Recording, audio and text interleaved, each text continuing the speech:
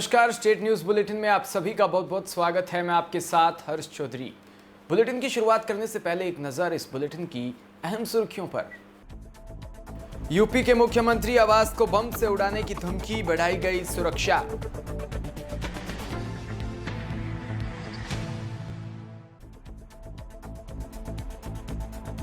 CM Ashok Gehlot ने एक बार फिर किया केंद्र और बीजेपी पर करारा हमला।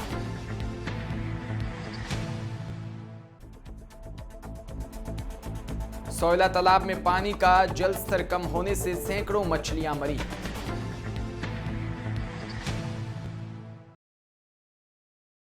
और अब खबरें विस्तार से। उत्तर प्रदेश के मुख्यमंत्री आवास और कई अन्य महत्वपूर्ण जगहों को बम से उड़ाने की धमकी मिली है। यह धमकी कॉल सेंटर पर दी गई है। प्रशासन ने तुरंत संज्ञान लेते हुए मुख्यमंत्री आवास 5 कालिदास स्मारक की सुरक्षा बढ़ा दी। बम निरोधी दस्ते व डॉग स्क्वाड की मदद से छानबीन की जा रही है कि बीते दिनों मुंबई में एक युवक को सीएम योगी को धमकी भेजने के मामले में गिरफ्तार भी किया था। बता दें, पिछले महीने ही मुख्यमंत्री योगी आदित्यनाथ को जान से मारने की धमकी देने के आरोप में यूपी पुलिस ने गिरफ्तारी की थी। यूपी पुलिस को धमकी देने वाले कामरान को महाराष्ट्र एटीएस और यूपी एसटीएफ ने गिरफ्तार किया था। तो वहीं राजस्थान के सीएम अशोक गहलोत ने एक बार फिर केंद्र और बीजेपी पर करारा हमला बोलते हुए कहा कि राज्यसभा चुनाव 2 माह पहले ही हो सकते थे, लेकिन उस वक्त बीजेपी की खरीद फरोख्त पूरी नहीं हुई थी। अब वापस गुजरात में विधायकों के इस्तीफे शुरू हुए हैं। गहलोत ने आरोप लगाते हुए कहा कि कौन दर्द बांट रहा है और कौन दवा, इसे देखना होगा। उन्होंने आरोप लगाया कि केवल मोदी और शाह ही देश चला रहे हैं। इन लोगों का लोकतंत्र में यकीन नहीं है। राज्यसभा चुनावों को लेकर राजस्थान में कांग्रेस विधायकों की बाड़ाबंदी के बाद बढ़ रही हलचलों के बीच शुक्रवार को CM Ashok Gehlot, deputy CM Sachin Pilot, Rajya Sabha चुनाव के कांग्रेस के पर्यवेक्षक रणदीप सुरजेवाला, प्रदेश प्रभारी अविनाश पांडे और राज्यसभा प्रत्याशी केसी वेणुगोपाल ने जयपुर में साझा प्रेस कॉन्फ्रेंस कर बीजेपी और केंद्र सरकार पर हमला बोला। सीएम अशोक गहलोत ने हाल में राज्यसभा चुनावों के मद्देनजर बीजेपी पर विधायकों को प्रलोभन देने का आरोप लगाया था। गहलोत ने कहा कि बीजेपी चुनावों में समर्थन लेने के लिए विधायकों की हॉर्स ट्रेडिंग में लगी है। गहलोत ने कहा कि अभी तो कोरोना का समय है, जीवन बचाने का समय है। सोनिया गांधी ने पीएम से कहा था कि हम सब एकजुट है। गहलोत ने बीजेपी पर आरोप लगाया कि कोरोना काल में भी सरकारें तोड़ने का षड्यंत्र कर रही हैं। राजस्थान में एक वोट भी इधर से उधर नहीं जाएगा। हमारे दोनों उम्मीदवार जीतेंगे। वहीं 13 निर्दलीय और 2 बीटीपी के विधायक साथ आ चुके हैं। सीपीएम के 2 विधायकों का भी समर्थन हमें मिलेगा। वहीं रणदीप सिंह सुरजेवाला ने आरोप लगाया कि लोकतंत्र का चीरहरण ही बीजेपी का चाल चरित्र और चेहरा बना गया। सुरजेवाला ने कहा कि राजस्थान की वीरभूमि को बीजेपी का नेतृत्व शायद पहचान नहीं पाया। राजस्थान सरकार काम करने के साथ लोकतंत्र बचाने में भी सतर्क है। राजस्थान की कांग्रेस सरकार ने कोरोना से नियंत्रण में बेहतरीन काम किया है। नरेगा में रोजगार सृजन में राजस्थान 1 नंबर पर है। कोरोना में किए गए राजस्थान सरकार के काम की पीएम मोदी भी तारीफ करनी पड़ी थी।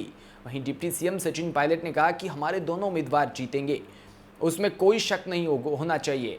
कोई भ्रम फैलाने की कोशिश कर रहा है तो कोई अपना वक्त जाया कर रहा है। सभी निर्दलीय भी हमारे साथ है। हमारे लोग 2 माह से कोरोना के कारण मिल नहीं सके थे, इसलिए होटल में बैठक कर रहे हैं। हम अपने विधायकों से चर्चा कर रहे हैं। हमारे दोनों उम्मीदवारों को जितनी संख्या है उससे ज़्यादा वोट मिलेंगे। ये चुनाव 2 महीने पहले हो सकते थे, तैयारी हो गई थी। उसके बावजूद अचानक ही चुनाव को वो एक बिना कारण के पोस्टपोन कर दिया गया। उस वक्त मैंने कहा था कि हॉर्स ट्रेडिंग पूरी नहीं हुई बीजेपी की, इस कारण से पोस्टपोन किया गया। गुजरात के हमारे साथी यहाँ के बैठे हुए थे, कोई कारण नहीं, वो सामने आ गया। जब वापस चुनाव शुरू हुए हैं तो 4 लोग वहाँ पर इस्तीफा दे चुके हैं गुजरात के अंदर। तो अभी जो सुरजेवाला ने बता रहे थे आपको किस प्रकार डेमोक्रेसी की हत्या हो रही देश के अंदर, नरेंद्र मोदी जी हो या अमित शाह जी हो, पूरा देश जानता है।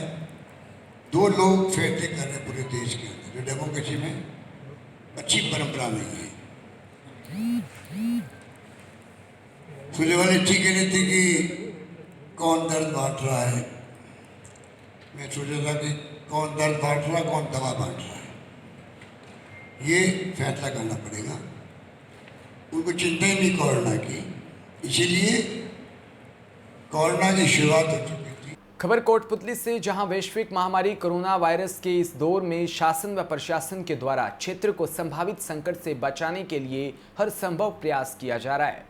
इसी क्रम में ब्राह्मण समाज कोटपुतली के द्वारा चलाई जा रही कोरोना वॉरियर्स का सम्मान मुहिम के तहत अग्रणी भूमिका निभा रहे तहसीलदार अनूप सिंह का अध्यक्ष भास्कर शर्मा की अगुवाई में प्रशस्ति पत्र भेंट कर अभिनंदन किया।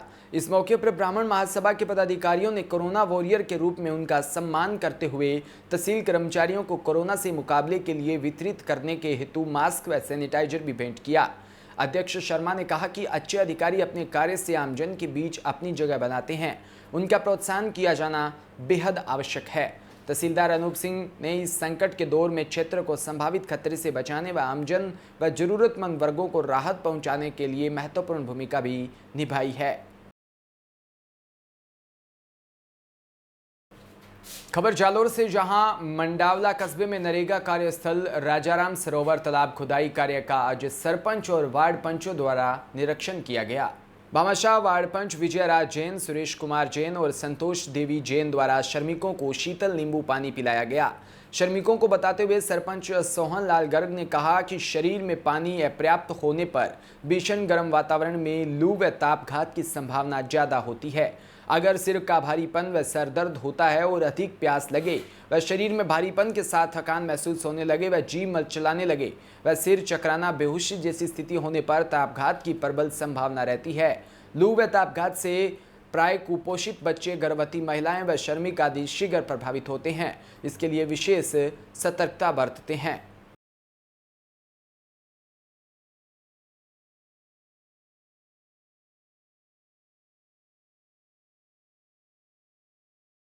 कोरोना काल में जोधपुर से सबसे ज्यादा चर्चित नन्ही परी ऋषिका बिश्नोई के सेवा भाव से प्रभावित होकर आज केंद्रीय जल मंत्री भारत सरकार के गजेंद्र सिंह शेखावत ने घर बुलाकर सम्मानित किया। शेखावत ने ऋषिका बिश्नोई के नेक कार्यों की खूब तारीफ की। साथ ही ऋषिका के द्वारा बनाए गए वीडियो की भी सराहना करते हुए कहा कि इस होनहार बच्ची को मैं हमारे प्रधानमंत्री नरेंद्र मोदी जी से भी भेंट करवाऊंगा। जब खेलने की उम्र होती है, इस उम्र में ऋषिका ने अपना piggy bank PM care fund में देकर एक अनूठी मिसाल पेश की। वहीं एक तरफ कोरोना के नाम से पूरी दुनिया डरी और सहमी हुई है, इस स्थिति में मात्र 9 वर्षीय बालिका सेवा के हर कार्य में अग्रणी है। ऋषिका भारत का गौरव है, मुझे नाज है इसी होनहार बेटी पर। ऋषिका ने मंत्री को बताया कि अब वह कोरोना अवेयरनेस के साथ जल बचाव पर भी कार्य कर रही है, जिसके प्रेरणा मेरी मां अधिवक्ता निशा बिश्नोई से मिली। ऐसा सुनते ही मंत्री के मुख से एक ही शब्द निकला, Rishika you are real genius. इस मान सम्मान के मौके पर ललित परवानी भाजपा चोपसानी मंडल अध्यक्ष, ऋषिका के पिता भूपेंद्र वास्तु शास्त्री व मां अधिवक्ता निशा बिश्नोई भी मौजूद थे।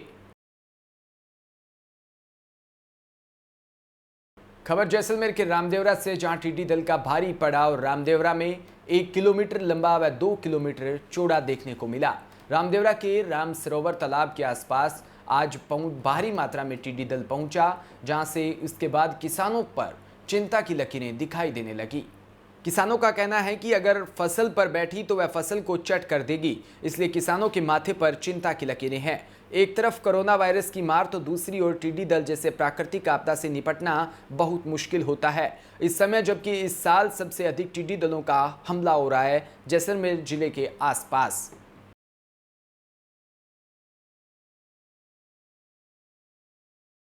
खबर जोधपुर के बावड़ी से, जहां सोयला में वर्षों से आमजन व पशु पक्षियों की प्यास बुझाने वाली घड़ाई नाड़ी अब देखरेख के अभाव में दुर्दशा का शिकार हो रही है। गत 2 दिनों में घड़ाई नाड़ी में सैकड़ों मछलियां गर्मी से आहत होकर मर गई। इस तालाब में एक साथ सैकड़ों मछलियां मरने से दर तक बदबू आ रही है।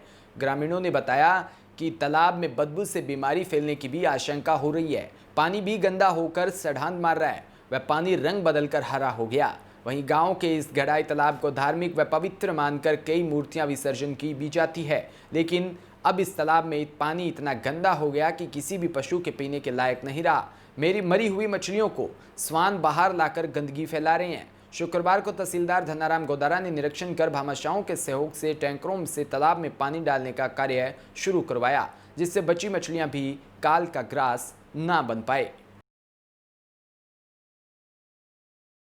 तो खबर जोधपुर के बिलाड़ा से, जहां राजस्थान शिक्षक संघ राष्ट्रीय उपशाखा पीपाड़ द्वारा कोविड-19 के तहत शिक्षा विभाग में कार्यरत शिक्षकों ने इस वैश्विक बीमारी के दौरान बीएलओ सर्वे, वेलनेस सेंटर्स पर ड्यूटी, राशन वितरण, होम आइसोलेशन सहित विभिन्न प्रकार से अपनी भूमिका बेखूबी निभाई, जिस पर संगठन ने शिक्षकों की सराहनीय भूमिका को देखते हुए कोरोना योद्धा के रूप में सम्मानित करने का निर्णय लिया। उपशाखा पिपाड़ के अध्यक्ष महेंद्र सेंगवा ने बताया कि संघ के जिला सभा अध्यक्ष रामलाल जाखड़ की अध्यक्षता में सम्मान समारोह आयोजित किया गया, जिसमें 40 शिक्षकों को कोरोना योद्धा के रूप में राजकीय कस्तूरबा गांधी बालिका आवासीय विद्यालय रत्तुकुड़िया पिपाड़ शहर में सम्मानित किया गया।